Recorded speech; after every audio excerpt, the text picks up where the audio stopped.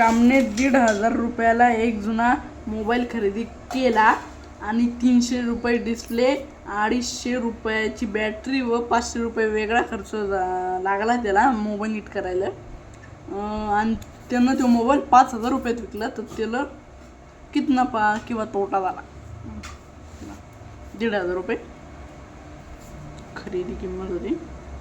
हो की बरोबर 1,500 रुपये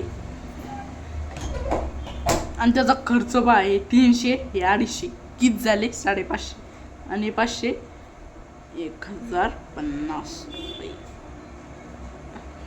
1,050 होते ना. आता खकी पूर्ण मिळून किती खकी होती बाकी?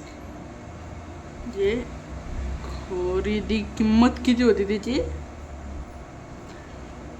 2,550 म्हणजे 2,550 रुपये. विक्री किंमत 5,000 आहे. तर त्याला नफा झाला तोटा?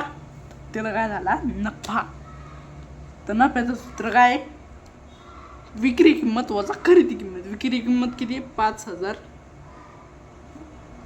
वजा 2,550 रुपये बरोबर 0.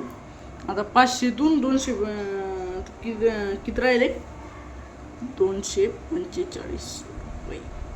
म्हणजे काय? नफा आहे. नफा. आता दुसरं गणित पाहू आपण तोट्याचं. राहुलने 3,500 रुपयात पियानो खरेदी केला व 3,000 रुपयाला विकला. तर त्याला किती तोटा झाला? तर तोट्याचं काय? डायरेक्ट खरेदी किंमत वजा विक्री किंमत. आता विक्री किंमत लहान आहे त्याच्यामुळे डायरेक्ट तोटा झाला ते समजलं आपल्याला. म्हणजे किती? 3,500 वजा 3,000 बरोबर 500 रुपये. काय? तोटा झाला एवढा. धन्यवाद.